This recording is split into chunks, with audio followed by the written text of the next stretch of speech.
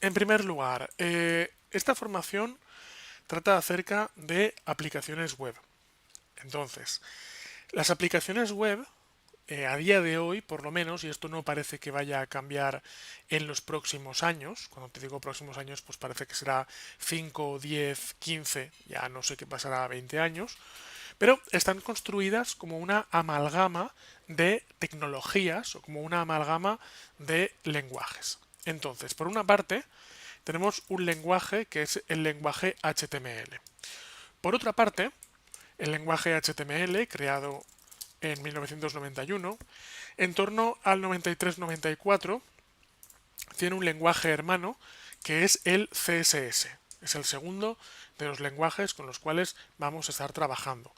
Mientras que con HTML creamos la estructura, en principio de las páginas web, ahora de las aplicaciones web, mediante el CSS creamos el estilo. Esto es algo que suele confundir bastante a aquellas personas que comienzan con programación de aplicaciones web. Y es que el lenguaje que estiliza sea diferente del lenguaje que estructura.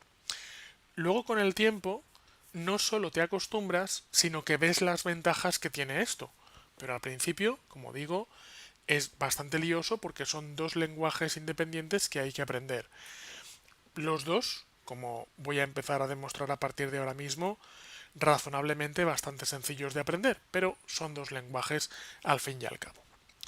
A continuación, una vez que tenemos HTML y CSS, que son dos lenguajes de llamados de marcaje, no de programación, sino de marcaje, ahora luego explicaré cuál es la diferencia, tenemos un tercer lenguaje llamado JavaScript.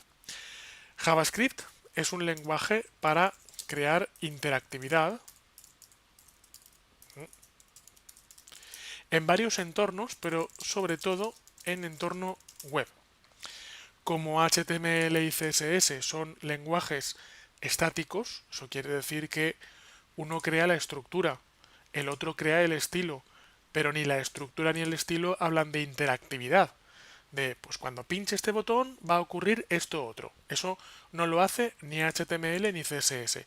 Para eso está JavaScript. JavaScript lo que hace es crear interactividad trabajando sobre CSS y trabajando sobre HTML. JavaScript, como ahora luego empezaremos a ver de por sí mismo, no tiene prácticamente ningún sentido. JavaScript necesita como mínimo tener HTML para poder trabajar.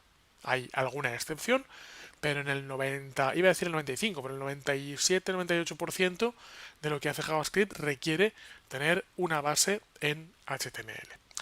Y todo esto, estas tres cosas, es lo que conocemos como tecnologías de cliente. En tecnologías de cliente estamos hablando de tecnologías que se ejecutan en el ordenador del cliente. Como ahora veremos a continuación, a día de hoy no hay alternativa para HTML. Que no haya alternativa no es malo.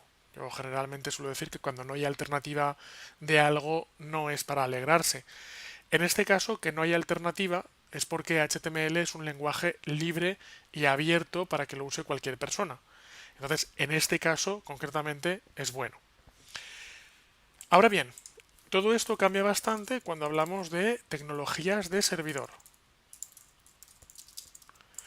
Cuando tenemos una aplicación web, esa aplicación web, en muchas ocasiones desde el ordenador de nuestros usuarios, se conecta a un servidor remoto en una gran cantidad de ocasiones, como por ejemplo hemos hablado anteriormente, para guardar cosas en una base de datos. Entonces, en las tecnologías de servidor hay un lenguaje de servidor, hay varios de ellos.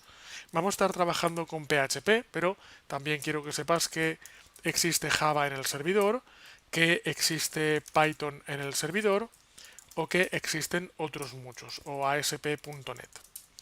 Y luego tenemos una base de datos. Una base de datos que puede ser MySQL, puede ser SQLite, puede ser Microsoft SQL Server, puede ser Oracle, puede ser una gran cantidad de bases de datos. Verás que muchas de ellas incluso aquellas que no lo tienen, pero muchas de ellas tienen SQL en el nombre, lo cual nos indica cuál es la tecnología sobre la cual trabajan. Entonces, en este caso, vamos a estar usando por una parte PHP como lenguaje de servidor y por otra parte MySQL. Vamos a ver. Igual hasta el momento todavía no tienes ninguna pregunta, más que nada porque lo que acabo de hacer es vomitar un montón de palabras extrañas en la pantalla.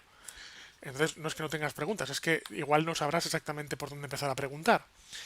Entonces, todo esto, como te digo, es el resultado. Si quieres, déjame, como ya lo he escrito antes, déjame que borre estos lenguajes y así nos centramos directamente en lo que toca. Y así nos quedamos directamente con los lenguajes con los que vamos a trabajar. Todo esto es el resultado de una evolución tecnológica que ahora a continuación te contaré, o mejor dicho, te contaré más adelante, porque tampoco quiero que el principio del curso sea tan teórico y quiero empezar a meter las manos en el código lo antes posible. Y ya habrá en su momento pues huecos a lo largo del curso para ir hablando de la historia. Y la historia es importante porque explica por qué las cosas son como son. Pero tampoco quiero hacer un curso aburrido de historia porque lo que quiero hacer es un curso más divertido de programación. ¿Vale? Entonces, con todo esto, yo de momento lo guardo. Te explicaré que esto tiene su razón de ser, entonces probablemente llegará un momento en el que te sentirás, pues no ya te digo confundido, pero frustrado de por qué tengo que aprender 5 lenguajes de programación. Más sencillos o más complejos, pero 5 lenguajes de programación en definitiva. Y la razón es porque esta combinación para hacer aplicaciones web es una combinación que ha ido surgiendo, se ha ido amalgamando con el paso de los años. Probablemente si alguien, por ejemplo, en el 91, cuando se creó el HTML, dijera, oye, vamos a hacer aplicaciones web 2.0, pues esa persona, que tiene un nombre, que es Tim Berners-Lee, pues hubiera dicho, oye, vamos a hacerlo todo en un solo lenguaje, para no marear a la gente con 5 lenguajes. Pues probablemente. Pero, sin embargo, no ha ocurrido así.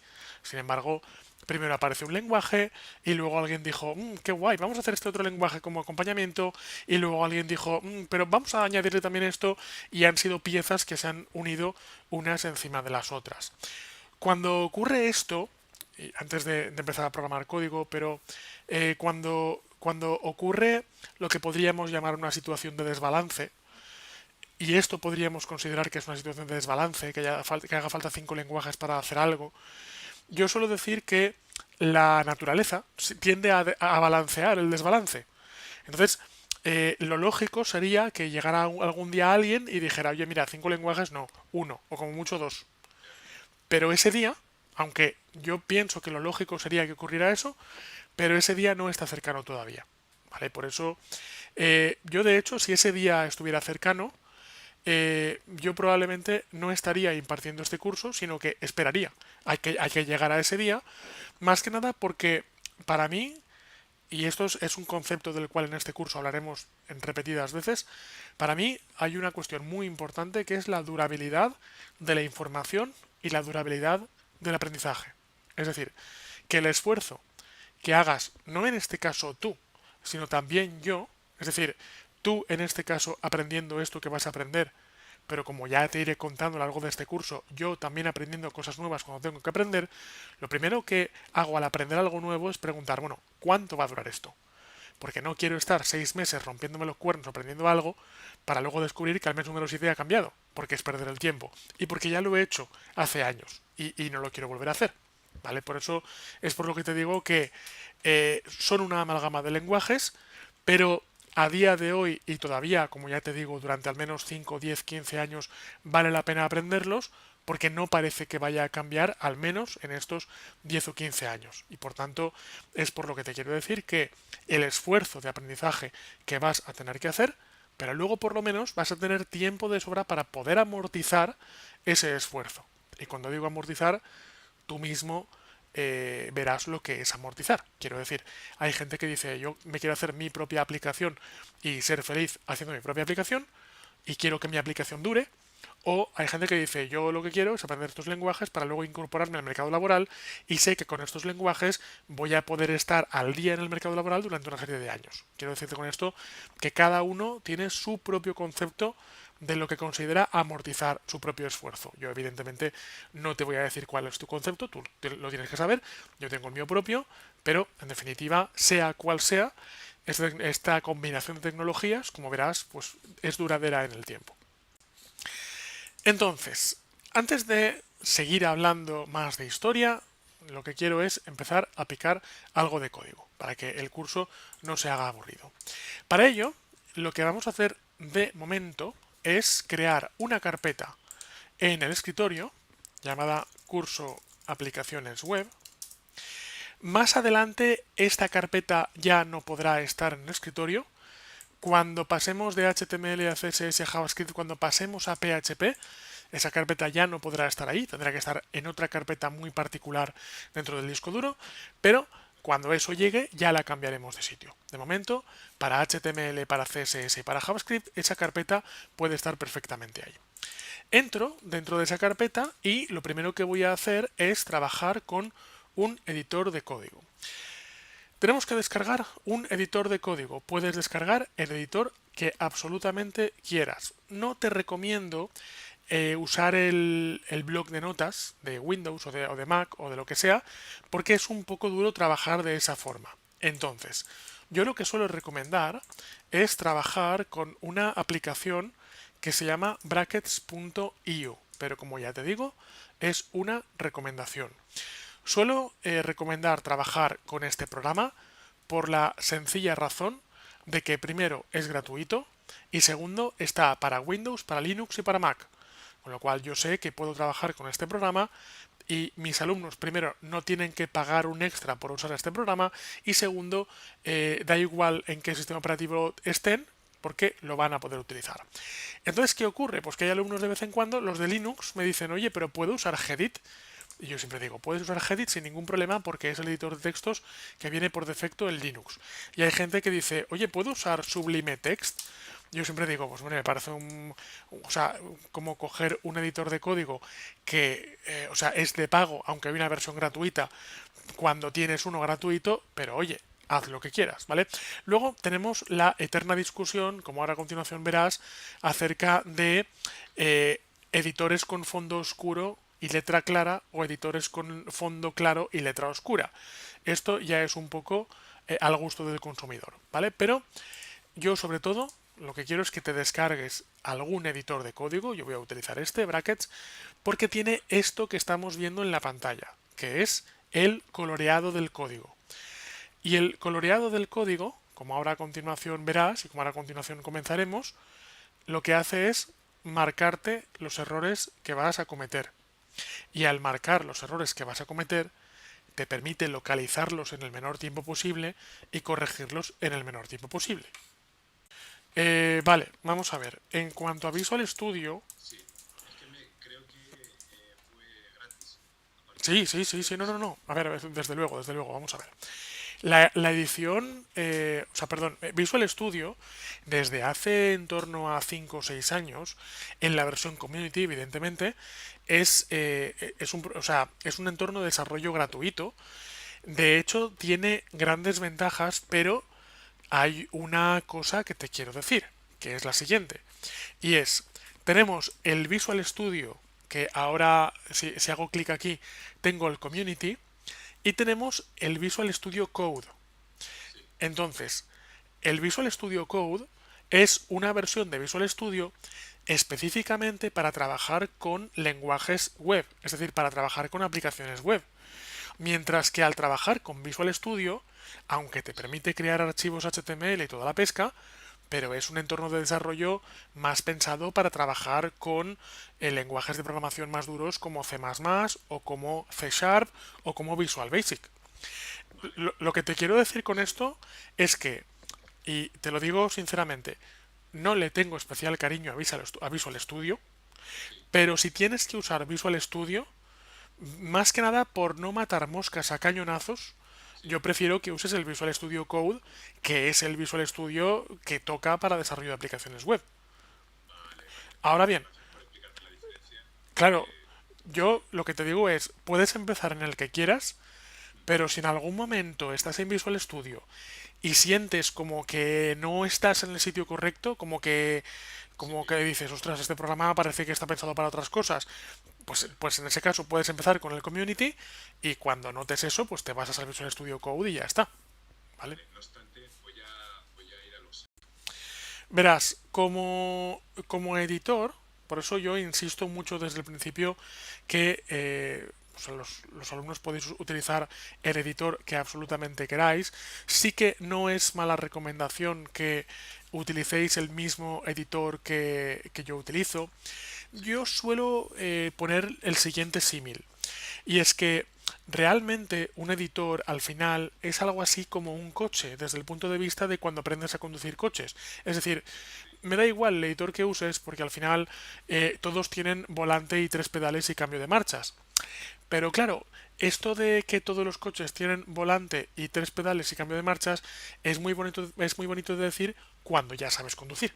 Pero claro, en tu primer día de conducción, tú dices, vale, no me cuentes que todos los coches tienen volante y tal, porque no sé conducir todavía.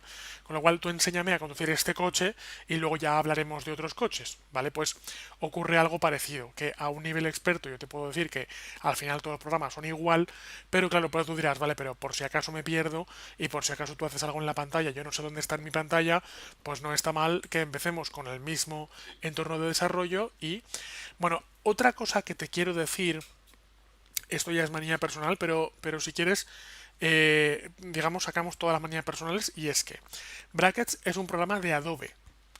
Adobe es una empresa que fabrica Photoshop, fabrica Illustrator, fabrica InDesign y otro tipo de programas de diseño gráfico y de multimedia.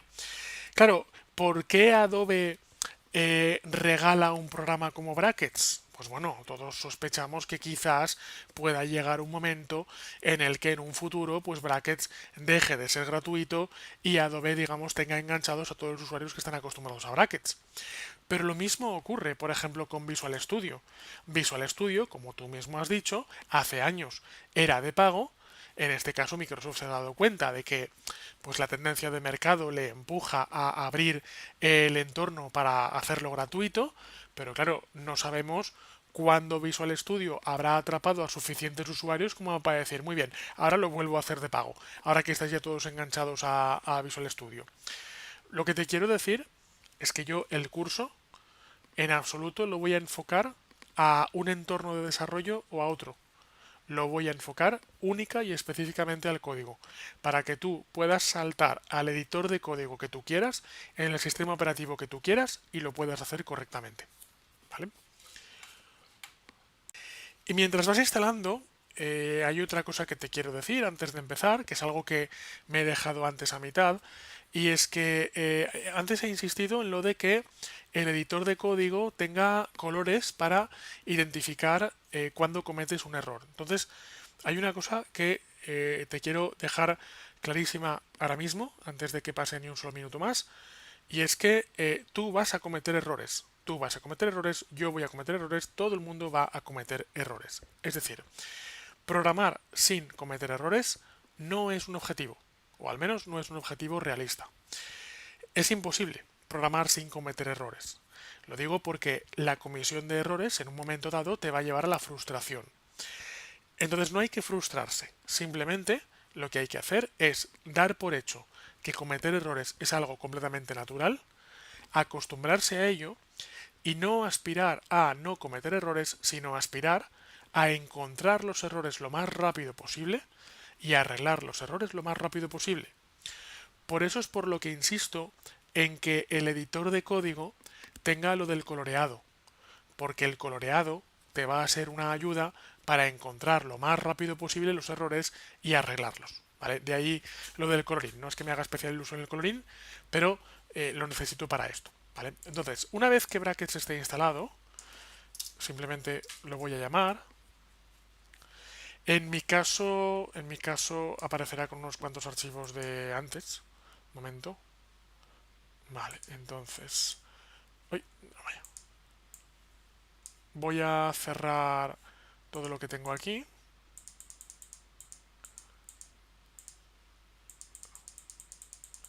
Vamos a ver. Un momento y cerrar todo. Vale. En tu caso, ahora cuando abras brackets, aparecerá por aquí, bueno, vamos a ver, aparecerá por aquí algún tipo de página web. Vamos a ver. Sí, no pasa nada. Perfecto, exacto. Y en definitiva, me da igual realmente lo que aparezca aquí, ahora cuando se te instale, porque yo lo que quiero es que vayas o vayamos a archivo, le demos a archivo nuevo, con lo cual ves que se crea, voy a plegar esto, aquí. Mira, aquí se creará el primeros pasos. Esto es lo que, vamos a ver, esto es lo que verás que se te va a abrir en el momento en el que se te abra brackets por primera vez. Es un archivo que, digamos, viene de muestra. Pero como te digo, vamos a ir a archivo, vamos a crear uno nuevo y vamos a ir a continuación a archivo, guardar como, y lo guardaremos dentro de escritorio, curso aplicaciones web, con el nombre, ahora luego te explicaré por qué, index.html. Y sobre ese archivo vacío es donde realmente vamos a empezar a programar. Ahora a continuación es cuando podemos empezar a escribir. El primer lenguaje con el que vamos a trabajar es el lenguaje HTML. Y este lenguaje es un lenguaje basado en marcas, es un lenguaje de marcaje. Esto quiere decir que yo a continuación voy a escribir menor que HTML mayor que. Y ocurre lo siguiente. Vamos a ver, en el lenguaje HTML la gran mayoría de marcas se abren y se cierran. En el momento en el que yo he escrito, lo voy a volver a hacer, en el momento en el que yo he escrito menor que HTML, HTML mayor que, automáticamente, esto es lo que se llama la etiqueta de apertura, automáticamente el sistema ha creado para mí esta etiqueta de cierre, que es la etiqueta de cierre de HTML. Entonces, la una se diferencian de la otra en cuanto a que HTML no lleva barra y la etiqueta de cierre lleva barra.html. Esto quiere decir que si yo ahora, por ejemplo, aquí en el medio creo una etiqueta que se llama longaniza, en el momento en el que yo cierro la etiqueta, automáticamente me crea la etiqueta de cierre longaniza. Vale. Yo esto lo hago en plan de broma, pero realmente no es tan broma, porque fíjate que no es tan broma en el momento en el que realmente el programa me ha creado una etiqueta de cierre longaniza. El lenguaje HTML es uno de los lenguajes más abiertos que existen. De hecho, ya te contaré más adelante que el lenguaje HTML deriva de otro lenguaje mucho más abierto todavía, que es el lenguaje XML. En el lenguaje XML tú te creas tus propias marcas. El lenguaje HTML es un lenguaje de marcas donde ya existen una serie de marcas predeterminadas. Entonces, la etiqueta HTML es una de las marcas que vienen predeterminadas.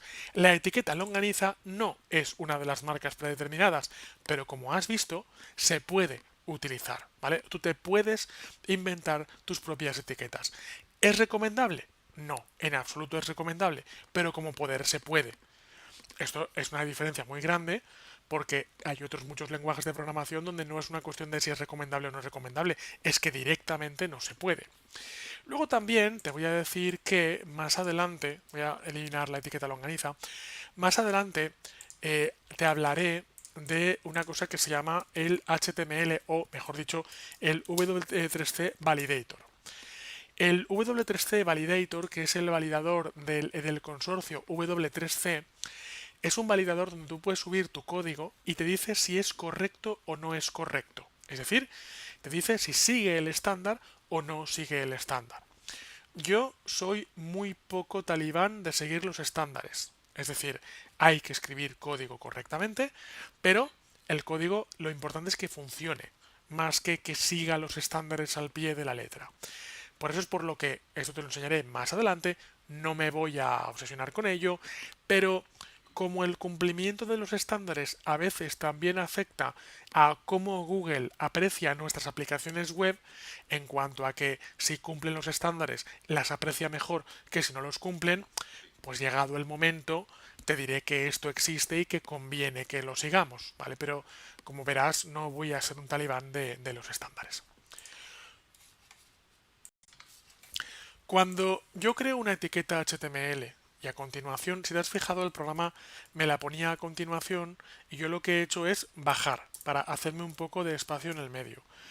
Yo lo que estoy haciendo es decirle al programa, dentro, entre aquí y aquí, lo que hay aquí dentro va a ser código HTML. Es decir, lo que hay entre la etiqueta de apertura y la etiqueta de cierre va a ser HTML. Siguiente, cuando he estado aquí, cuando el cursor se me ha puesto al principio de la línea, yo lo que he hecho no es pulsar varios espacios, sino que lo que he hecho es pulsar un tabulador. De hecho, el programa me lo ha hecho solo. He pulsado una vez el tabulador. Esto es porque de esta forma, visualmente, va a quedar claro que lo que yo escriba dentro va a estar contenido.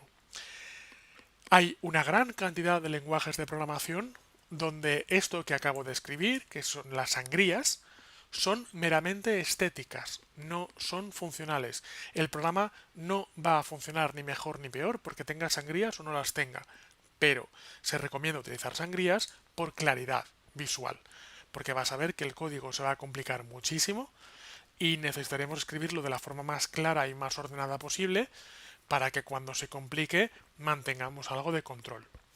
Entonces, dentro de esta etiqueta HTML yo voy a escribir dos cosas. Ahora, con lo que voy a escribir a continuación vas a pensar que estoy de coña igual que con la etiqueta longaniza, pero te prometo que no. Entonces, voy a escribir por una parte head, o sea, cabeza en inglés, y me hago un espacio. Y luego, por otra parte, a continuación voy a escribir body. Cada una de estas dos etiquetas se abren y se cierran. La etiqueta head se abre aquí y se cierra aquí. Fíjate que bien viene el color, porque el color en cuanto hago clic en una etiqueta me dice cuál es su pareja. Y la etiqueta body se abre aquí y se cierra aquí. Entonces, estas dos etiquetas son obligatorias en cualquier página web, en cualquier aplicación web. Y a continuación te voy a mostrar una cosa que se llaman los comentarios. Los comentarios en HTML son un poco extraños de escribir, te lo voy a decir. Se escriben con menor que, exclamación, guión, guión, y se cierran con guión, guión, mayor que. Entonces, verás que el color del código se ha vuelto gris y yo ahora puedo escribir, y ahora veremos qué representación tiene esto, puedo escribir lo que me dé la gana. Entonces, voy a escribir un comentario en castellano puro para dejarme una marca, para dejarme un recordatorio para mí mismo para más adelante. Entonces, voy a decir, lo que está en el head, voy a no poner acentos, en el head va al navegador y no lo ve el usuario. Por contra, pongo otro comentario en el body, lo que está en el body sí que lo va a ver el usuario en la web. ¿Vale? Esto es un comentario. De hecho, estos son dos comentarios, técnicamente. Los comentarios no se interpretan. Es decir, el sistema pasa completamente de los comentarios. Son comentarios que son notas que te dejas a ti mismo o dejas a otras personas que trabajen contigo en un momento dado para anotar ciertas cosas en el código. Y ahora dentro del body voy a escribir el clásico, típico y tópico hola mundo. Cuando empezamos a escribir en cualquier lenguaje de programación, pues lo primero que escribimos es hola mundo. Dicho esto, ahora lo que quiero es ejecutar el código que acabo de desarrollar en un navegador web. Cuando estamos trabajando con aplicaciones web, evidentemente lo primero que queremos es validar esto en un navegador web. A continuación, lo que voy a hacer, por tanto, es que si aquí tengo abierto Chrome, voy a pinchar este archivo index.html y lo voy a arrastrar a una nueva pestaña de navegador. Puedes utilizar el navegador que quieras, absolutamente el que quieras. En un momento dado veremos que existen algunas diferencias entre los navegadores, pero al nivel al que estamos hoy puedes utilizar realmente cualquier navegador. Te cuento, te he preguntado qué navegador vas a utilizar más que nada porque más adelante sí que importará el navegador que utilices para una cosa que se llama depuración. pero esto no va a ocurrir hoy todavía. Tenemos que llegar a JavaScript para necesitar el depurador. Yo en mi caso estoy utilizando Google Chrome por una sencilla razón. O sea, no es el que más me guste o el que menos me guste. Hay gente que dice que si es más ligero, otra gente que dice que si se come la RAM con patatas, hay gente que dice que como es el navegador de Google que te espía constantemente, yo suelo decir ¿y quién no te espía hoy en día? Pero en definitiva lo que voy a hacer es que voy a ir a StatCounter Global Stats. Esta es una página con estadísticas, a mí me gusta mucho, la utilizo muchísimo, sobre todo para estudios de mercado a nivel tecnológico. Entonces me voy a ir, por ejemplo, a evaluar cuáles son los navegadores tengo Worldwide, lo que voy a hacer es coger Spain directamente, o Europe, me da igual, ¿vale? Lo que quieras. Entonces voy a coger Spain, ¿vale? Y quiero desde pues 2009 hasta hoy, hasta junio de 2020. Voy a visualizar la gráfica, es posible que tarde un pelín porque he pedido un montón de... Sí, correcto. Entonces, mientras tanto, mientras que se va cargando la gráfica, podemos ver aquí arriba que actualmente Google Chrome tiene el 72% de la cuota del mercado. Entonces, esta es la razón por la cual utilizo Chrome, y es más que nada para tener un navegador que coincida al máximo posible con los navegadores que tengan la gente. En segundo lugar, tenemos Safari, que es el navegador que viene por defecto con el sistema operativo de Apple, ya que muchos usuarios de Apple son vagos en el sentido de que, bueno, si ya viene Safari, pues ¿para qué quiero instalarme otro? Luego viene Firefox, que en su momento dado, fíjate que tuvo su gran cuota de mercado, en su momento fue la gran alternativa a Internet Explorer. Luego tenemos el navegador por defecto de Samsung, esta gráfica está cogiendo también teléfonos móviles. Luego tenemos Edge Legacy y luego tenemos Internet Explorer. He querido seleccionar tanto tiempo en esta gráfica simplemente para ver cómo en un momento dado, después de la guerra de los navegadores que ocurrió entre 2002 y 2004, pues Internet Explorer fue cayendo, cayendo, cayendo, cayendo poco a poco hasta que prácticamente hoy, pues como ya ves, tiene una cuota de mercado de 1,18%. Y en su momento Firefox fue la gran alternativa a Internet Explorer. Quiero que sepas que yo a nivel filosófico simpatizo muchísimo, no solo con Firefox, sino con la Mozilla Foundation, o sea, con la fundación que hay detrás del navegador. De hecho, yo hace años me compré un teléfono móvil que llevaba el Firefox OS, o sea, el navegador, el sistema operativo de Firefox para teléfonos móviles. Al final tuve que tirar ese móvil porque no tenía WhatsApp y mis clientes me obligaban a tener WhatsApp, pero te quiero decir que es un móvil que me encantaba. Pero a día de hoy Google se ha hecho con la mayoría de cuota de mercado, con lo cual lo que te quiero decir es que estoy usando Google, pero sé que darle demasiada bola a Google es peligroso porque actualmente prácticamente es un monopolio, ¿vale? Pero no lo voy a usar porque sea especialmente fanboy de Google, sino por una cuestión de cuota de mercado, ¿vale? Entonces, voy a cerrar esta página, igual la usaremos más adelante para averiguar datos para cualquier otra cosa.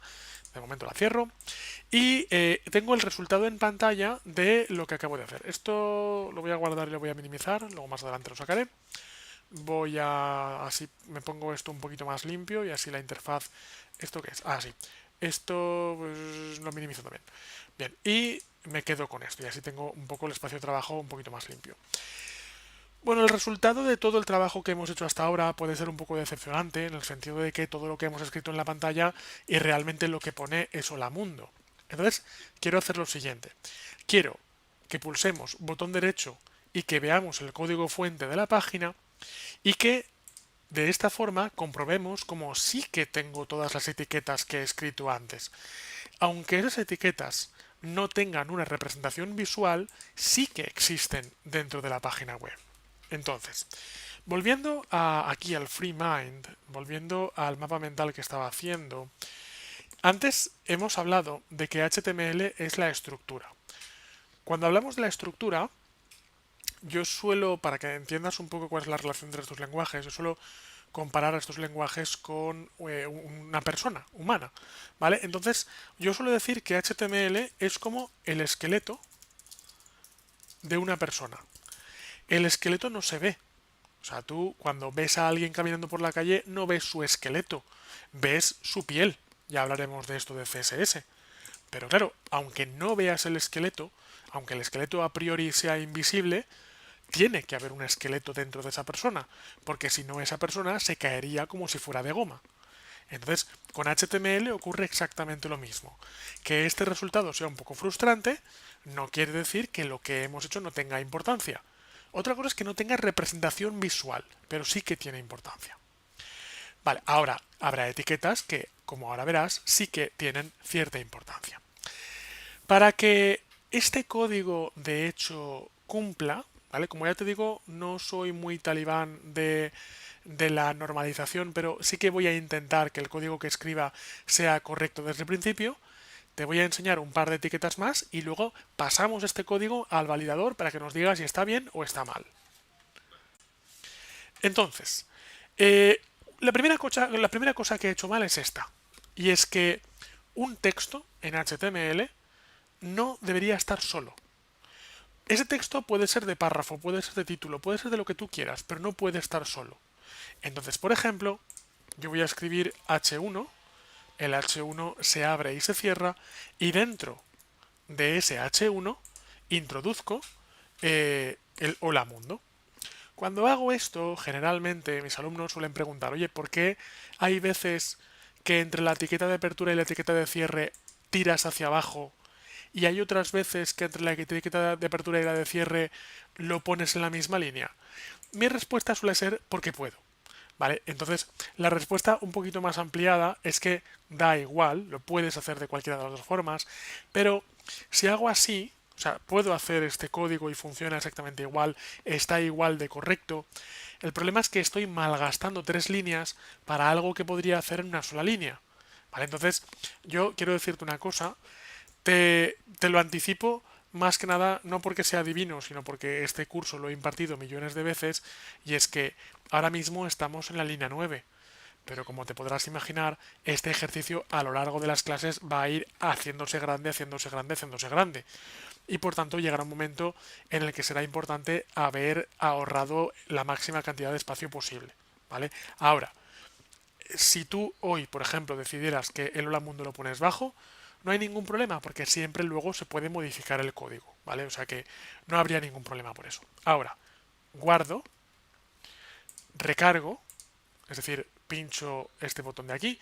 Cuando estoy impartiendo ese tipo de curso y alguien de hecho usa brackets, me dice, oye, no hace falta que guardes y recargues aquí, porque hay un botón con un rayo que lo que hace, que es este de aquí, que es que cuando yo guardo automáticamente me refresca el contenido en la pantalla. Y cuando alguien me dice eso, yo lo que suelo decir es, lo sé, pero no lo quiero. No lo quiero porque el rayo es específico de brackets, pero no está en otros editores de código. ¿Vale? Por eso no quiero enseñarte herramientas que sean específicas de brackets. Quiero enseñarte aquello que puedes hacer con cualquier otro editor de código. Entonces, ahora, aquí abajo, ahora te explico la etiqueta H1, por cierto. Aquí abajo lo que voy a hacer es meter una etiqueta P y con esta etiqueta P lo que voy a hacer es escribir un poco de texto. Este es un texto que estoy escribiendo para mi primera web 2.0. Vale, entonces guardo, recargo y lo que voy a hacer ahora es que voy a escribir, voy a forzar un acento y pongo, y mi nombre es José Vicente Carrata La, con acento en la A, ¿vale? Poner un acento por alguna parte, para ahora forzar una cosa que va a ocurrir, ahora verás. Entonces yo la guardo, recargo y aparece esto. Esto es lo que quería ver, ¿vale? Es que, claro, si no ponemos acentos no hay errores, por eso quiero poner un acento para que aparezca el error y veamos el por qué se produce ese error. Bien, antes de empezar, voy a explicarte lo que he hecho hasta el momento. Hasta el momento lo que he hecho es poner dos etiquetas de formateado de texto. Entonces, el H1, el H viene de heading. Voy a poner todo esto en el FreeMind, en el HTML. Voy a poner etiquetas. Entonces, estructurales, texto. En las estructurales hemos trabajado con la etiqueta HTML, con body, con head. En el texto vamos a trabajar con cabeceras Las cabeceras en inglés se llaman headings, de ahí la H, ¿vale? Y hay 6 cabeceras. H1, H2, H3 y así hasta H6, ¿vale? Cuando explico esto, algún alumno siempre me dice, oye, ¿por qué hay 6? ¿Y por qué no hay 8? ¿O por qué no hay 12? Y yo siempre, cuando llega esta pregunta, lo que hago es contar lo que me ocurrió en mi proyecto final de carrera en la universidad, y es que hice títulos y subtítulos y subsubtítulos y subsubtítulos, y en el tribunal me echaron una bronca porque me dijeron que no hay que usar más de 3 niveles de complejidad porque si no la gente llega a un momento que se pierde, ¿vale? Entonces yo siempre suelo decir lo mismo, hay 6, pero de hecho prácticamente nunca deberíamos llegar a utilizar ni el H5 ni el H6. Luego, por otra parte, está la etiqueta de texto o se llama, más que texto, perdona, párrafo o parágrafo. Técnicamente la palabra en inglés correcta es paragraph, pero en castellano, aunque existe la palabra parágrafo, solemos utilizar más la palabra párrafo, ¿vale? Entonces simplemente que sepas que cuando pongo una etiqueta P quiere decir que voy a escribir texto normal, voy a escribir texto de párrafo, o sea, texto sin texto de título, por ejemplo. Cuando escribo este ejercicio, también la gente lo que suele preguntar a continuación es, oye, no quiero que el título esté en negrita, quiero que sea más pequeño, quiero que sea rojo, quiero que esté subrayado, quiero que una serie de cosas. A lo cual yo suelo decir no todavía, porque estamos trabajando en HTML y HTML es la estructura. Pero recordamos que hay otro lenguaje que es CSS, que es el estilo. Entonces, si algo es negrita o no lo es, si es grande o es pequeño, si es rojo o es azul, eso es el estilo, no es HTML. ¿Vale? Por eso no es que no diga, no, no lo quiero explicar. No lo quiero explicar ahora que estamos en HTML. Cuando llegue el momento, cuando lleguemos a CSS, ahí evidentemente sí que lo explicaré. Entonces, por aquí tenemos, bueno, un pequeño problema, evidentemente, y es que los acentos no se están interpretando correctamente. Entonces, sí, verás, los navegadores, depende del navegador en el que estemos trabajando, es posible que los navegadores nos hagan, digamos, la gracia o el favor de interpretarnos correctamente el juego de caracteres con el que estamos trabajando. Yo en este caso estoy con una versión de Chrome que aunque está en castellano, por defecto no interpreta juego de caracteres. ¿Qué quiere decir el juego de caracteres? Verás, yo voy a escribir una etiqueta y tú también, porque claro, ese archivo que tú estás trabajando igual en tu navegador se interpreta correctamente, pero igual lo publicas en la web y en los navegadores de tus usuarios no se interpreta correctamente. Entonces, yo voy a escribir una etiqueta que se llama meta. Las etiquetas meta es como, ¿cómo te diría yo? La metalingüística. La metalingüística es la lingüística que habla de la lingüística, ¿vale? Pues las metaetiquetas son etiquetas que hablan de otras etiquetas. Entonces voy a poner meta charset es igual, y fíjate que aparecen un montón de charsets. Esta es otra de las buenas noticias de programas como Brackets o como Visual Studio también, y es que te autorrellenan un montón de cosas. Pues verás, ahora a continuación yo lo que voy a hacer es que voy a poner una codificación llamada UTF-8. La codificación UTF-8 es la correcta para Europa Occidental.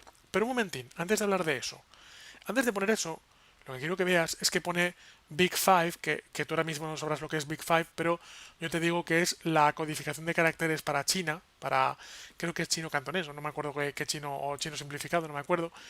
Hay una que donde pone KR, que es coreano.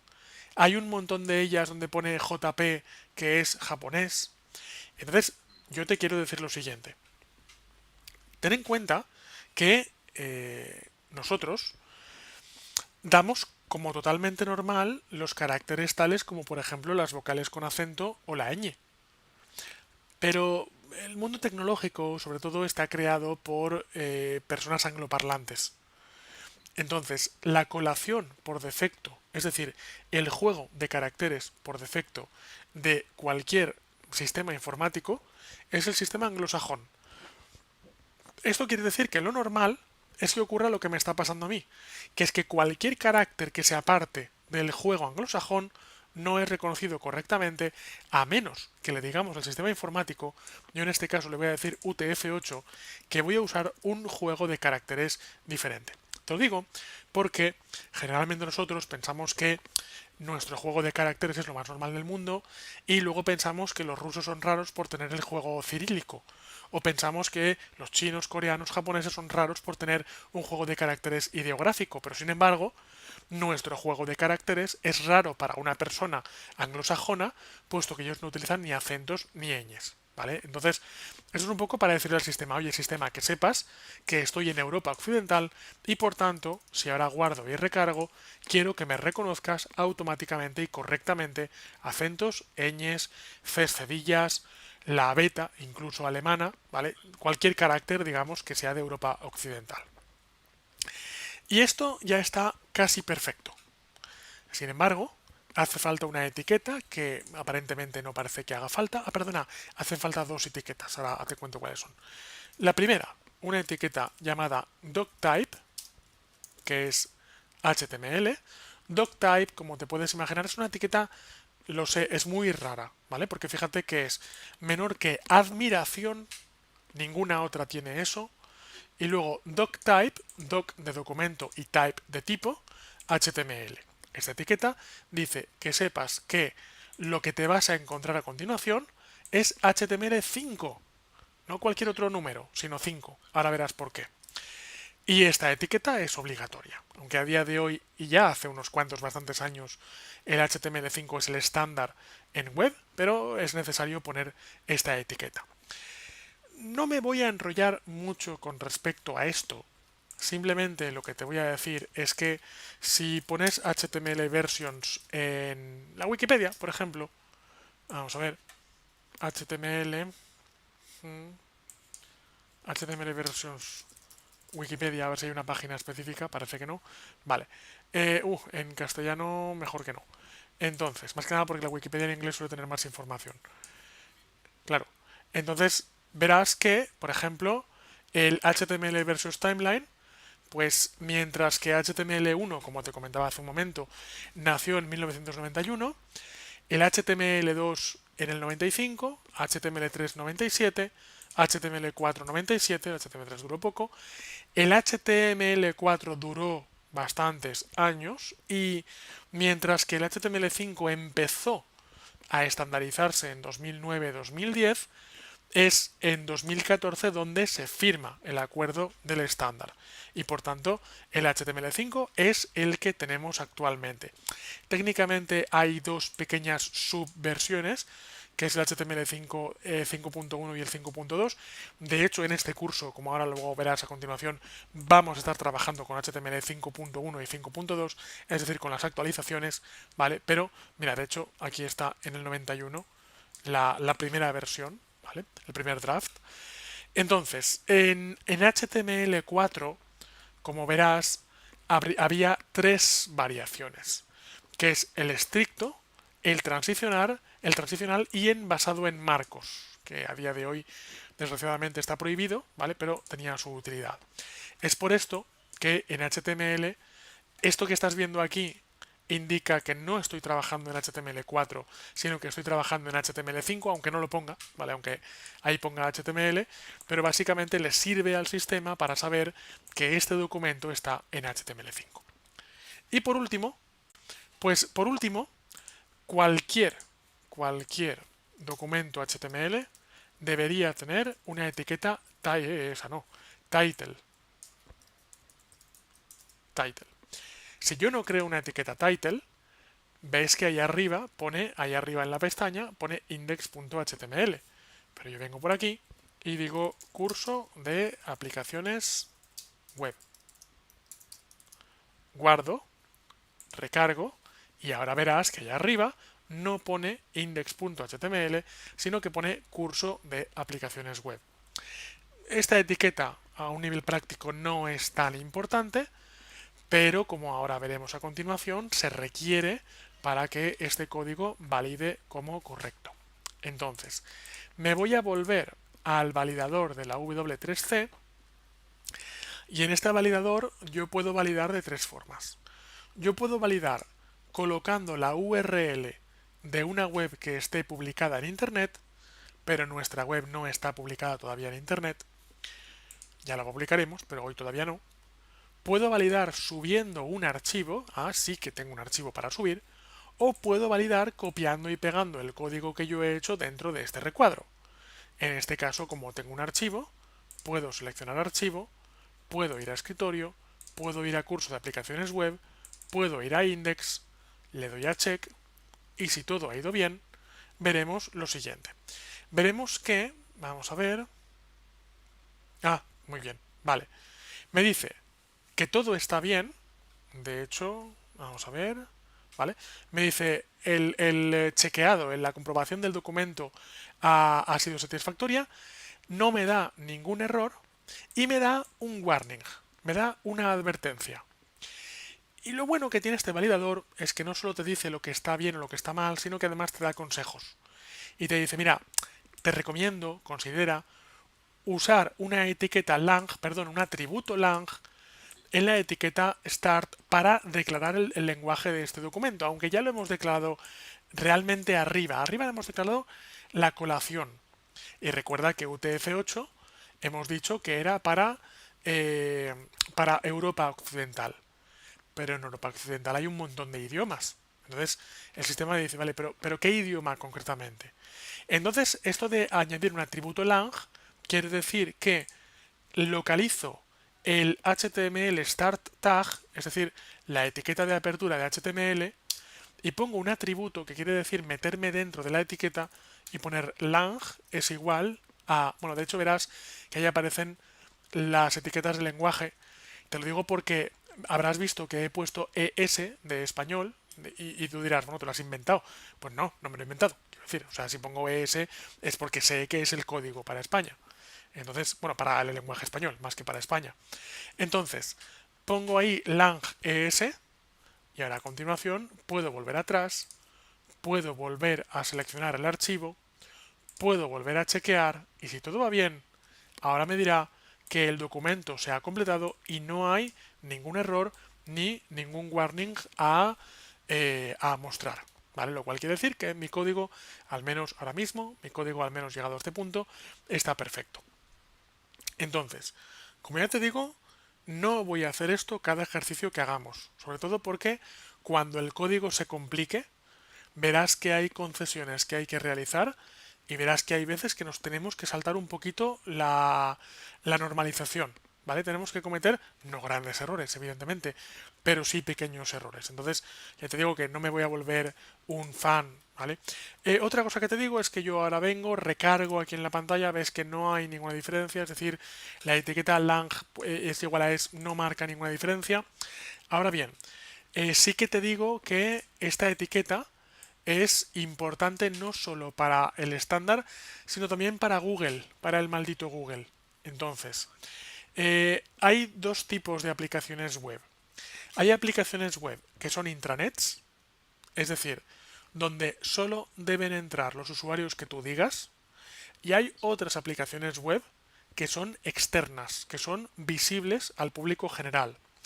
En aquellas aplicaciones web que son visibles al público general, te interesa poner etiquetas como estas en las cuales estás declarando el idioma de la página web en el que vas a trabajar. ¿Por qué? Porque de esta forma tú lo que estás haciendo es darle pistas a Google. Y Google sigue una regla muy fácil de entender, que es que cuanto más te lo curres tú con Google, más se lo va a currar Google contigo. Entonces, te interesa ponérselo fácil a Google para que Google te considere bien. Siendo que este curso no es ni de lejos un curso de marketing digital, pero aunque sea un curso de programación pura y dura, pero es inevitable dar una serie de principios como que, por ejemplo, pues cuando creamos una aplicación web vamos a querer que la gente, especialmente cuando es una aplicación web vista hacia el público, vamos a querer que la gente la encuentre correctamente en Google, que Google a día de hoy es el buscador principal. Entonces, por eso te digo que no es mi intención hacerle la pelota a Google, pero sí que tenemos que portarnos bien con Google si queremos que Google se porte bien con nosotros. Vale, entonces, y verás, para empezar creando una aplicación web que sea un poquito más interesante que esto, a continuación voy a crear tres bloques.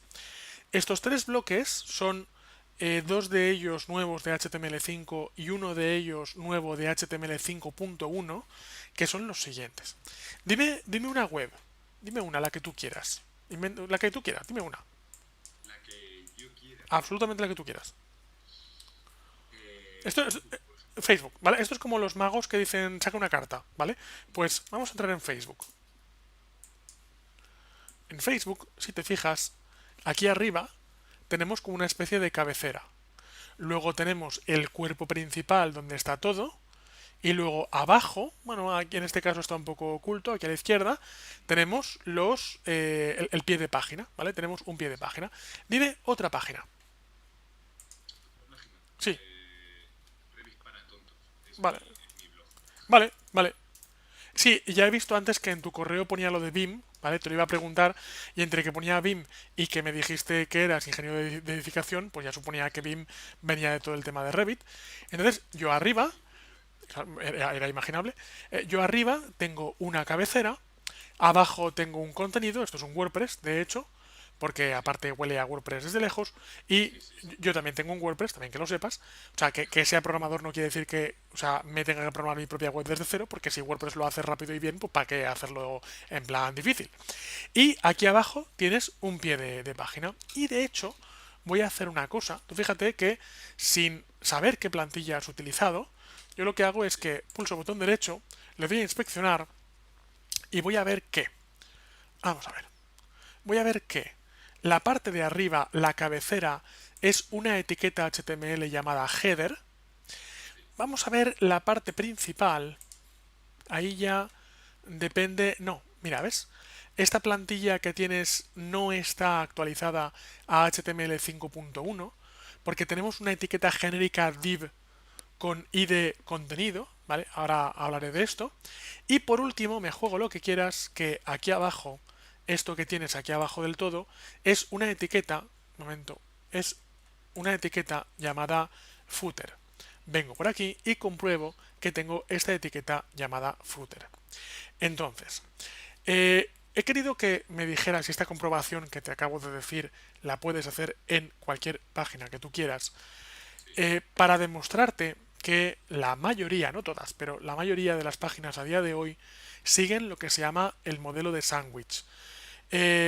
Cuando digo esto del modelo de sándwich, de vez en cuando, me ocurrió una vez, la primera vez que me ocurrió, un alumno levantó la mano en clase presencial y me dijo, oye, esto del modelo de sándwich te lo acabas de inventar tú.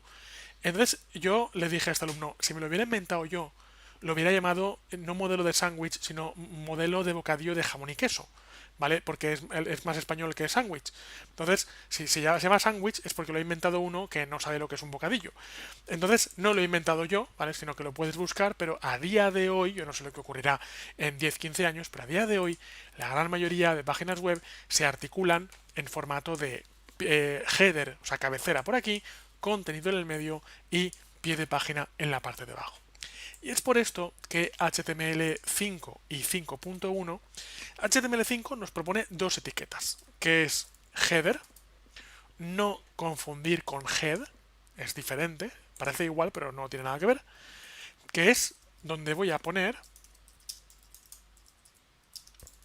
aquí voy a poner la cabecera de mi web. Luego footer, que es, aquí voy a poner el pie de página de mi web. Y en HTML5 introdujeron una etiqueta para la cabecera y una etiqueta para el pie de página, pero no introdujeron una etiqueta para el contenido principal de una página web. Entonces, desde HTML5.1 existe una etiqueta llamada main. Entonces, en la etiqueta main, aquí voy a poner eh, el contenido principal de mi web. Estas etiquetas, mientras las vas escribiendo, yo voy a irme al FreeMind y son etiquetas estructurales de HTML5, estructura del body, que son no son las únicas, ya te iré escribiendo más etiquetas, ¿vale? Pero son de momento el header, el main y el footer. Guardamos y voy a minimizar. Y ahora lo que voy a hacer es un poco reestructurar el código que había escrito. Entonces, esto que he puesto aquí de Hola Mundo, pues lo voy a bajar aquí abajo, al header, y voy a crear la página de José Vicente Carratalá. El texto me lo voy a cargar de momento, ahora lo volveré a escribir, ahora lo reubicaré. Y verás, vamos a ver. Debajo del H1, tú evidentemente no tienes por qué hacer exactamente la misma web que yo, pero al menos ahora al principio sí que te recomiendo que me sigas. Más que nada para que todo se vaya apareciendo lo máximo posible y conforme vaya avanzando el curso, pues ya irás haciendo ahí tu propio ejercicio que no tiene por qué ser exactamente igual que el mío. Verás, voy a poner José Vicente Carratalá. Como la gente no tiene por qué saber quién es José Vicente Carratalá, yo siempre digo que si yo hiciera la página de Madonna, pues no diría Madonna, actriz y cantante, ¿vale? Porque es como, a ver, eso sobra, quiero decir, la gente sabe quién es Madonna, pero la gente no sabe quién es José Vicente Carratalá, entonces no puedo suponer que voy a escribir José Vicente Carratalá y todo el mundo va a saber quién soy. Entonces a continuación pongo H2 y pongo desarrollador, diseñador y formador. Y entonces guardo, recargo y observamos lo siguiente. Antes hemos hablado de que cuando pongo un título aparece con un cierto tipo de letra negrita, grande, con espaciado. Eh, Esto es lo que se llama el estilo por defecto del navegador. Esto quiere decir que cuando el navegador se encuentra con un título, si yo no he especificado el estilo que tiene, el navegador tiene un estilo por defecto. Esto a mí ahora mismo me da igual, me da exactamente igual, porque yo sé que más adelante voy a aprender un lenguaje llamado CSS con el cual voy a poder quitar la negrita, voy a poder cambiar el color, voy a poder cambiar el tamaño, voy a poder hacer lo que me dé la gana, voy a poder cambiar el tipo de letra, poder hacer lo que quiera. Pero a mí ahora hay una cosa que me interesa más y es saber que el primer título lo he puesto con estilo H1 y el segundo lo he puesto con estilo H2. Eso quiere decir que el título H1 es más importante y el título H2 es menos importante. Y sobre todo, e insisto, y te lo vuelvo a decir una vez más, esto es importante para Google, para que cuando Google pase por mi web sepa qué es lo más importante y sepa qué es lo menos importante. Para demostrarte esto, yo suelo usar una página que se llama BurRank. Está en burrank.com. Esta página te hace una cosa que se llama un informe SEO. SEO es un concepto, como te decía antes, de marketing digital y tiene que ver con el posicionamiento orgánico de una web. Entonces, si yo entro en esta página y quiero sacar un informe para saber si mi página web, en este caso es jocarsa.com, si está bien posicionada o no está bien posicionada, yo en este caso me vengo por aquí y bajo por aquí abajo y lo primero que me encuentro es que me dicen tienes que tener una etiqueta de título. Ah, pero yo he escrito una etiqueta de título. ¿Lo ves? Esto ya sería correcto para el posicionamiento. Tienes que tener una etiqueta de metadescripción. Yo aquí no la tengo. La tengo en mi página web, que es un WordPress, pero no la tengo aquí. Ahora a continuación la pondremos. Y a continuación tienes que tener encabezados. Y si te fijas, estos H1 y H2 que estamos escribiendo aparecen aquí como que Google los valora para que mi página web esté correctamente indexada. ¿Vale? Y de hecho, luego hablaremos del análisis semántico, de lo importante que es repetir ciertas palabras para que Google me asocie a ellas. Entonces, con esto lo que te quiero decir es que si yo te digo que poner un título es importante, no es porque yo lo diga, sino porque prácticamente cualquier fuente de información donde acudas te dirá que lo importante es tener un título. Si yo a continuación ahora te digo que debemos tener una metadescripción, no es porque yo te lo diga, sino porque cualquier informe que consultes te dirá que es importante tener una metadescripción. Como a veces, como de vez en cuando vamos al médico, vamos a por una segunda opinión. Vamos a otra web llamada SEO Site Checkup, sí, no, SEO sitecheckup.com. Voy a introducir de nuevo, otra vez, en mi caso, mi web. En tu caso, evidentemente, te interesará más analizar tu propia web que la mía, para saber cómo está. No, te lo digo porque aprovecha, evidentemente. Sí, sí, sí, sí, Esto es estoy como, aquí viendo exacto, tus resultados. Esto es como lo que te he dicho y te diré muchas veces más, que es lo de aprovecha y mata a dos pájaros de un tiro. Es decir, sí, analiza lo tuyo. Lo mío ya lo puedes ver en la pantalla. Bueno, aquí te va a decir, esperamos un segundo a que aparezcan los resultados. Empiezan a aparecer por aquí. Entonces, si te fijas, tienes que tener un título, tienes que tener una descripción.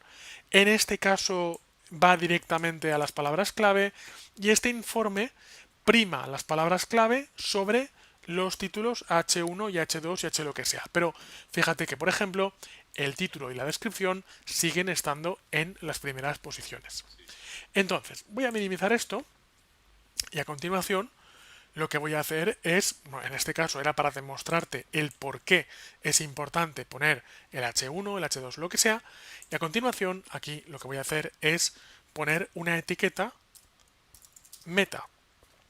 Y en este caso, vamos a ver, meta, role, vamos a poner, vamos a ir a mi web, vamos a ver el código fuente de la web. Estoy viendo aquí los atributos. sí, Charset no. Content es lo que voy a hacer a continuación. Ahí está. Name es igual a description. sí, Content es igual a lo que sea. ¿Qué quiero decir con lo que sea? Un segundín. Mira aquí en la pantalla. Yo busco en Google Jocarsa. O busco en Google Jocarsa o busco en Google José Vicente Cardá, ¿vale? Lo que sea. Y si nos fijamos, tenemos por aquí el título y tenemos por aquí una pequeña descripción. Entonces, lo que aparezca en esa descripción es lo que va a aparecer dentro de esta etiqueta de contenido. Entonces, por ejemplo, mira, ¿sabes qué? Me voy a copiar esto porque ¿para qué? Ahí. Si yo ahora vengo aquí, me daré cuenta de que Jocarsa, José Vicente Cartelá, proyectos, consultoría, formación acerca de inteligencia artificial, eso no aparece aquí. sí, No aparece aquí porque, como te he dicho antes, esto lo que está en el head va al navegador y no lo ve el usuario. Pero, sin embargo, es importante que esté, aunque no se vea, porque como estás viendo, luego Google lo utiliza para posicionarte. ¿Vale? Entonces, otra cosa que te digo. Y, como ya te digo, inevitablemente se mezclan algunos conceptos de marketing digital, pero tampoco voy a profundizar en ellos porque sería otra historia diferente. Entonces, esto que estás viendo aquí, sí, esas palabras están elegidas a conciencia y están curadas a lo largo de los años. Quiero decir que con los años yo lo que voy haciendo es meter y quitar palabritas según me sí, va interesando. Te lo digo porque hay una página que se llama Google Trends, donde, por ejemplo, si buscas BIM, sí, y si buscas BIM en el terreno específico en el contexto de España, sí. vamos a ver, Sí, la usé para el nombre del blog, sí que sí que la usé. correcto, eso es. Pero claro, pero o sea, una cosa es el nombre del blog, pero luego, si tienes que redactar una frase entera, ¿qué otras palabras hay? Pues en este caso, bien, fantástico. Bim Bam Toy entiendo que no. A ver, un momento, a ver si pone Bim. No. Hmm, Es que si pongo BIM arquitectura se rebajarán un montón los resultados, ¿ves? Y no habrá palabras clave.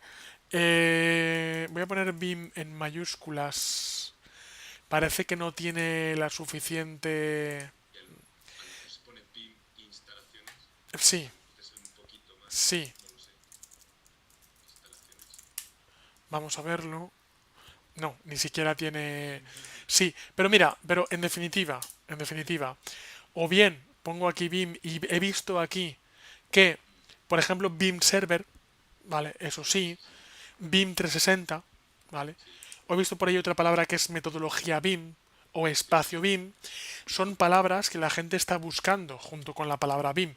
Luego mi recomendación para que la gente te encuentre es que esas palabras aparezcan en tu descripción, ¿vale? Digamos que vale, uses los mismos términos que está usando la gente para que Google te asocie correctamente a ellos, ¿vale? Y luego vamos a utilizar, vamos a utilizar una etiqueta un poquito más multimedia. Voy a abrir el FreeMind para hacer esto un poquito más divertido y un poquito más visual.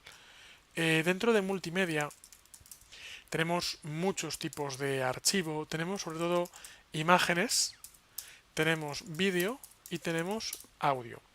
Entonces, vamos a empezar hoy con la etiqueta de imágenes, una etiqueta muy sencilla, pero evidentemente lo primero que necesito es cargar una imagen. Entonces me voy a ir a Google, voy a buscar una imagen mía, tú puedes buscar la imagen que quieras, absolutamente la que quieras, y voy a descargar una imagen mía, por ejemplo esta de Twitter, y la voy a bajar, guardo la imagen como, atención, esto es muy importante. Tengo que guardar la imagen en la misma carpeta del curso de aplicaciones web. Te recomiendo que hagas una carpeta nueva. El nombre de la carpeta será el que tú quieras, por favor, que no tenga acentos. Es decir, si creas una carpeta llamada imágenes, intenta que la A no tenga acento. Yo lo que suelo hacer es crear una carpeta IMG, ¿vale? Y muy importante, el nombre de la imagen, que no sea un nombre tan, ¿vale? Como este. Yo voy a poner algo como José Vicente, todo seguido, y ya está. Y le doy a guardar.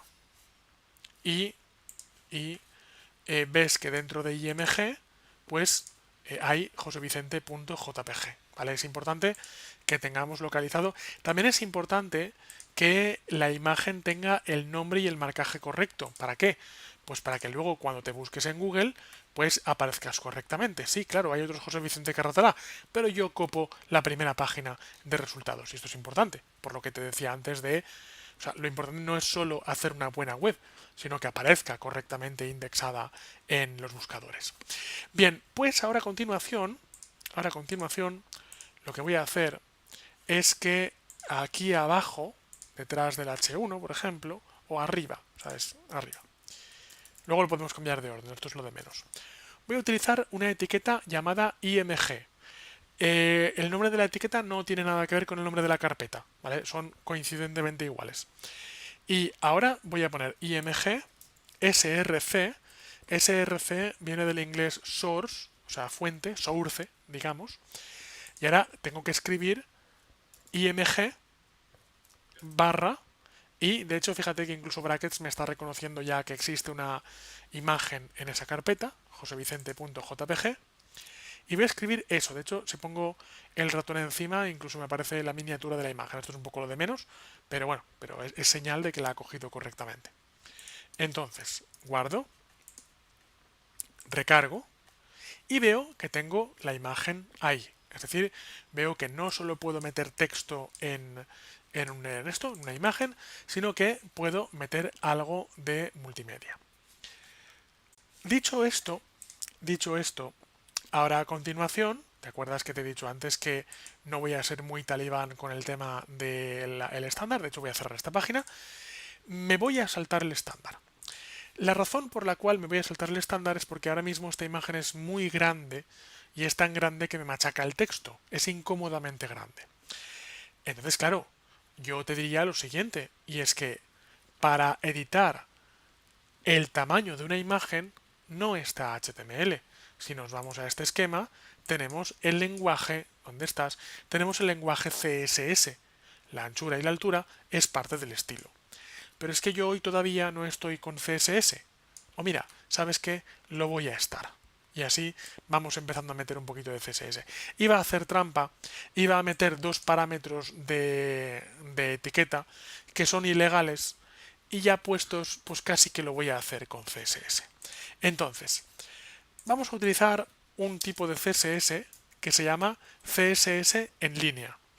CSS en línea es uno de los tres tipos que te voy a enseñar, y de hecho es uno de los tres tipos que existen, no existen más. Y para utilizarlo, lo que hago es poner dentro de la etiqueta IMG, de la misma forma que he puesto SRC, pongo una etiqueta estilo, y luego, dentro de estilo, voy a poner, por ejemplo, width, 2 puntos, 100 píxeles, punto y coma. Mientras que todo el documento que he escrito hasta el momento está en lenguaje HTML, esto que estamos viendo aquí está solo, esa palabrita, solo esos caracteres están escritos en lenguaje CSS. Y el lenguaje CSS, como te digo, es un lenguaje específico para estilizar. Guardo, recargo, y ahora, como podemos comprobar, lo que he conseguido es minimizar, lo que he conseguido es hacer más pequeña la imagen. Esto sigue siendo algo no demasiado legal. Como ya te digo, no voy a pasar el validador del OBD3C, pero lo más normal es que el validador me dijera que no se recomienda utilizar esto de aquí que se llama CSS en línea. Se recomienda utilizar cualquiera de los otros dos tipos, que es CSS interno, que es un CSS que se pone aquí arriba en la cabeza, o CSS externo, que es un CSS que se pone en un archivo aparte. Pero eso complicaría ahora mismo demasiado la clase y como estamos en la primera clase no quiero hacerlo complicado. Quiero que sea sencillo, quiero que sea entendible, aunque no sea lo más correcto del mundo. Y ahora a continuación vamos a ir a la etiqueta main. En la etiqueta main es donde yo debería pensar qué es lo que quiero poner. Cuando digo pensar, lo que quiero decir es lo siguiente. Yo, por ejemplo, me voy a ir a mi web en jocarsa.com y, por ejemplo, tengo vamos a ver, mira, tengo una sección que es el header de la página, ¿vale? Es la cabecera, el carrusel, digamos. Tengo otra sección y esta sección tiene 3 artículos. Tengo otra sección y esta sección tiene 3 artículos. Tengo otra sección que es próximos cursos y tiene una serie de 10 artículos. Entonces, en HTML, desde hace muchos años, de hecho como has visto antes cuando he inspeccionado el código de tu web, existe una etiqueta genérica que se llama div, que se llama separador. Me voy a venir aquí y en etiquetas, estructura principal, veremos que hay una etiqueta llamada section, que es una etiqueta para especificar que quiero una sección de la página. Una etiqueta llamada article, que suele estar dentro de section, que es para indicar que dentro de esa sección hay un artículo. Un artículo no tiene por qué ser específicamente un artículo comprable de una tienda online, sino que un elemento es un article. Y luego tengo la estructura genérica div. Div es de división. Precisamente una de las muchas razones de la existencia de HTML5 y las etiquetas específicas para estructurar es porque antes se hacía todo con la etiqueta div y la gente llegaba a abusar directamente de la etiqueta div. Sigue estando y sigue existiendo y sigue siendo legal, pero vamos a intentar utilizarla lo menos posible. Entonces yo ahora vengo por aquí y voy a crear, en este caso, vamos a ver, voy a crear un section. Para no complicarme ahora mucho la cabeza, lo que voy a hacer es como si fuera a duplicar la estructura de mi web, ¿vale? Porque es la estructura clásica. Entonces voy a crear un section y voy a poner h3, aquí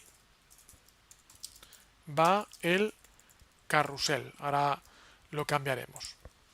Voy a crear otro section con un h3. Aquí van los destacados.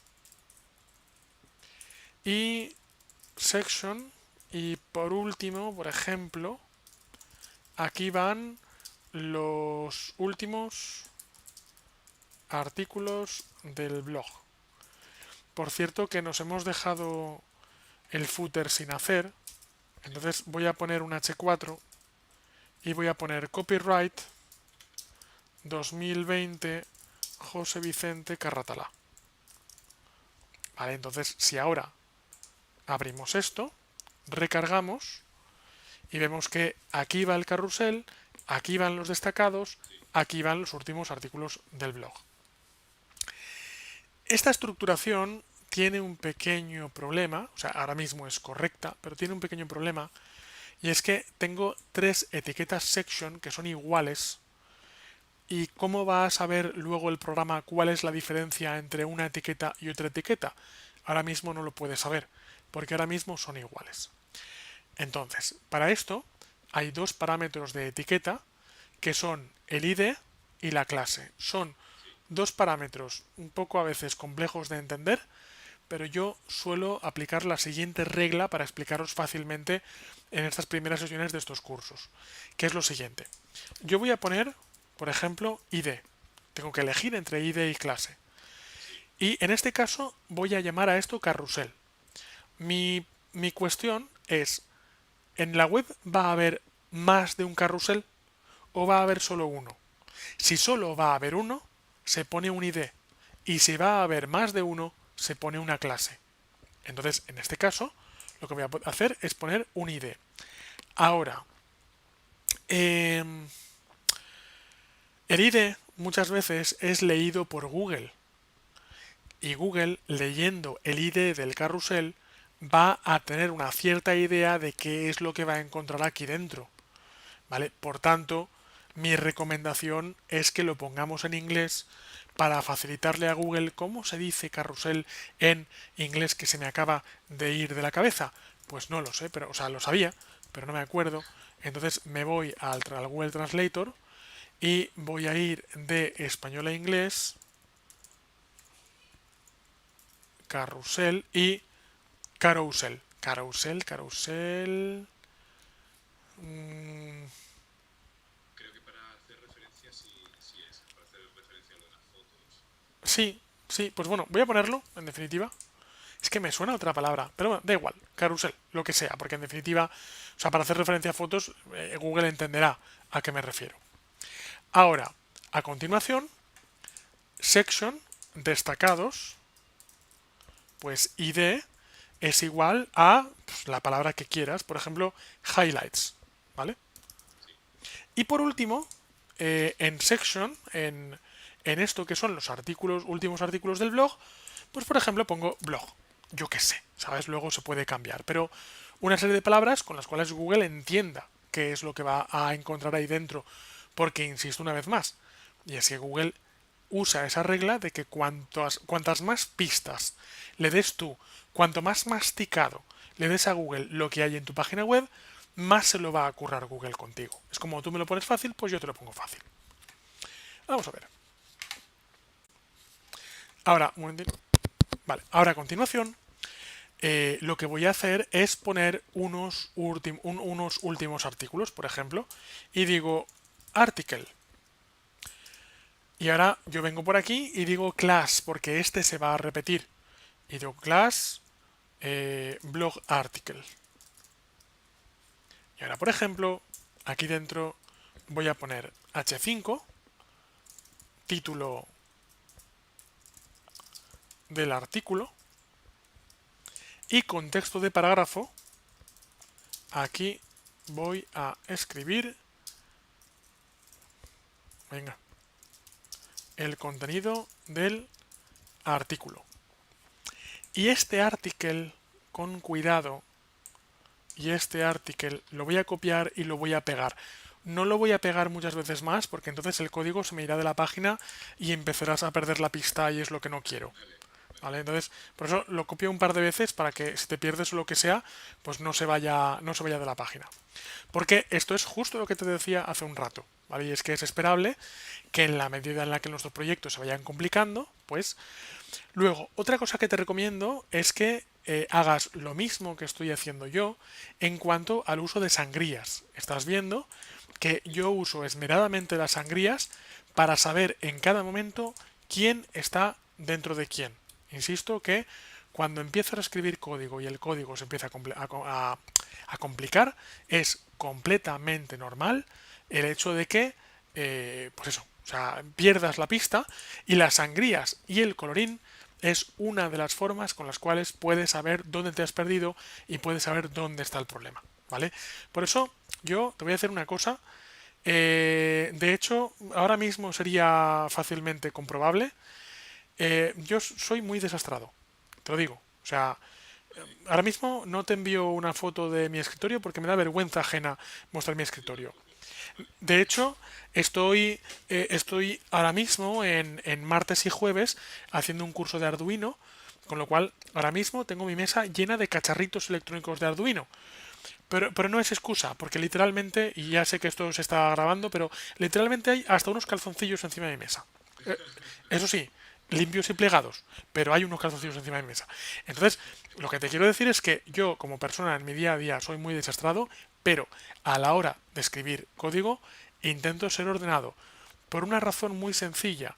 No es por amor al arte, no es porque me guste el orden, sino porque me revienta luego perder tiempo. Entonces, Sí, código desastrado, cuando sale algún problema, código desastrado equivale a pérdida de tiempo. Y yo no quiero perder tiempo, ¿vale? Por eso es por lo que te recomiendo que seas cuidadoso con que el código esté ordenado, porque considéralo una inversión para el futuro. Porque el tiempo que aparentemente gastes ahora en ser ordenado no es un gasto, es una inversión para el futuro. ¿Vale? vale.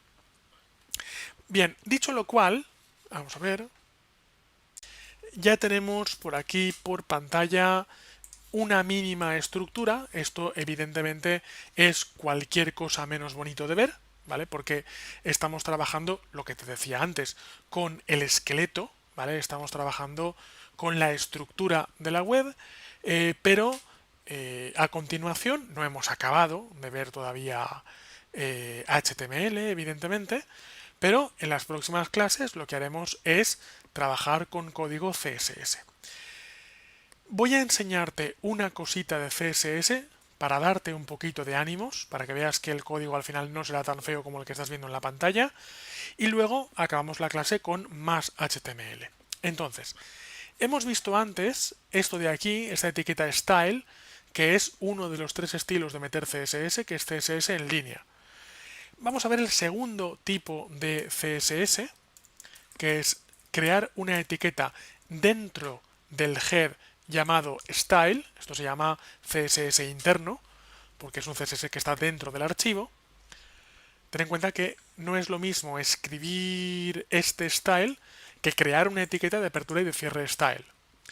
Y yo a continuación voy a escribir un trocito de código. Requiero de ti ahora mismo un pequeño salto de fe, en el sentido de que tú escríbelo tal cual y ya verás. Tampoco es un salto de fe tan grande. También te lo digo que es fácil ver lo que va a hacer este código. Entonces voy a escribir H1. H1 quiere decir que lo que voy a escribir a continuación afectará a la etiqueta H1. Voy a poner un par de llaves, no confundir con los corchetes, que están las llaves justo debajo de los corchetes. Y ahora voy a escribir color, dos puntos, blue y punto y coma. Por cierto, se admite tanto la palabra norteamericana color como la palabra inglesa color, ¿vale? Se admiten las dos. Sí, La palabra teóricamente correcta es la norteamericana color. Y entonces, yo una cosa que también te diré más adelante, en cuanto empecemos con CSS, es que si sabes inglés, ya sabes la mitad de CSS. Porque todo el CSS es así. O sea, ¿qué hace que al H1 le aplique un color blue? Pues por poco inglés que sepas, evidentemente esto lo que quiere decir es que al H1 lo voy a pintar con color azul. Entonces, guardo, recargo y comprobamos, como es cierto, que al H1 y solo al H1 se le pinta de color azul. Con esto lo que te quiero decir es que yo sé que ahora mismo esta página es extra fea, pero es que tiene que ser así, ¿vale? De momento, porque estamos trabajando con el esqueleto de la página. Y cuando trabajemos con CSS, verás que la cosa cambia muchísimo. Como última parte de la clase, que ya que son menos cuarto, a continuación lo que quiero es al menos esbozar el menú de la web. Cuando digo esbozar, me refiero a por lo menos poner los enlaces, que en un momento que haga esta web más pequeña, los enlaces que tendríamos en cualquier menú de navegación aquí arriba. Para ello, me voy a ir al header, porque el menú de navegación suele estar en el header. Voy a escribir una etiqueta nav, es otra de las etiquetas nuevas de HTML5. Nav quiere decir que ahí dentro voy a escribir un menú de navegación Y ahora a continuación voy a hacer algo que te va a parecer un poco extraño, pero te aseguro, y esto lo vas a poder comprobar luego todo lo que quieras, te aseguro que es lo más normal del mundo. Voy a escribir una etiqueta UL. UL quiere decir un ordered list, lo que es lo mismo, lista no ordenada. Y a continuación voy a escribir una serie de elementos li. Ya sé que esto se acaba de complicar de repente mogollón, y es que de repente han aparecido tres etiquetas de la nada. Nav para decir que es un menú de navegación, ul para decir que voy a hacer una lista no ordenada y li para decir que voy a hacer un elemento de lista. Para no complicarme mucho, lo que voy a hacer es copiar los elementos que tengo en mi web. Entonces inicio y copio y pego y tengo, perdón, que no, y tengo blog, cursos sobre mí, servicios, descargas y contacto.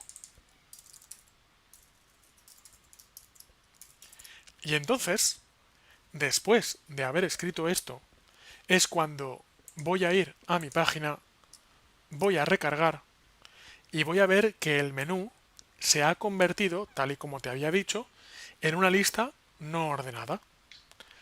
Entonces yo sé que tú ahora mismo debes estar diciendo, madre mía, esto de aquí no se parece en nada a esto de aquí. Pero sin embargo, lo que voy a hacer a continuación, de hecho aquí me la voy a jugar porque aproximadamente el 50% de menús de navegación de las páginas web están hechos de esta forma, pero yo, si te soy sincero, ahora mismo el mío propio no sé cómo está hecho. Entonces por eso te digo que me la voy a jugar. Así que voy a pulsar botón derecho inspeccionar. Vamos a ver. Y fíjate, y sí que está exactamente así hecho. Hay un div por el medio, eso es un poco lo de menos, pero fíjate que tengo una etiqueta nav y dentro de la etiqueta nav hay un ul y dentro del ul hay una serie de lists. Entonces, claro, ¿por qué en mi página web se ve el menú súper chulo normal de cualquier página web y en la que acabamos de crear se ve una lista ordenada con bullets, con puntos súper fea? Por una razón muy sencilla, porque estamos trabajando con HTML y con CSS lo que haremos es trabajar la estética de este menú para que esto de aquí se parezca a esto de aquí. Cuando digo esto, generalmente la gente que ve, digamos, como en las fotos del antes y las fotos del después, la gente me suele decir, tú tienes mucha fe en el CSS, porque convertir esto en esto va a ser una odisea. Realmente no lo es, ¿vale? Realmente en CSS una vez que pillas una serie de trucos verás que se pueden hacer maravillas, pero quiero confirmártelo, quiero decir, cuando digo confirmártelo, quiero decir hacer clic con botón derecho y confirmar que son esas mismas tres etiquetas para que, claro, para que las primeras clases de programación pues no sean tan frustrantes en el sentido de que, caray, yo quiero hacer páginas web guays y sin embargo, fíjate la mierda que estoy haciendo, sino decirte que esto que estamos diciendo es un paso obligatorio para luego poder hacer webs que estéticamente sean buenas. Es decir, antes de que una página web sea estéticamente buena, tiene que ser estructuralmente buena. O, con el mismo ejemplo que te decía antes, no podemos hacer una piel bonita si antes no tenemos un buen esqueleto dentro de esa piel. Porque ocurriría que la piel se caería como si fuera de goma. Pues básicamente ocurre lo mismo. Entonces, con esto, por tanto, dentro de esta primera sesión, no hemos visto ni de lejos todas las etiquetas de HTML, nos quedan unas cuantas por ver, pero también te digo que hemos visto unas de las etiquetas más importantes. Nos queda, por ejemplo, una muy importante que es la etiqueta de hipervínculo para que cuando yo haga clic en un elemento me pueda ir a otra página web. Me quedan también, por ejemplo, para los formularios de contacto, las etiquetas que me permiten recoger información, es decir, que la gente haga clic y escriba información en formularios de contacto, o pinche en desplegables, o pulse botones.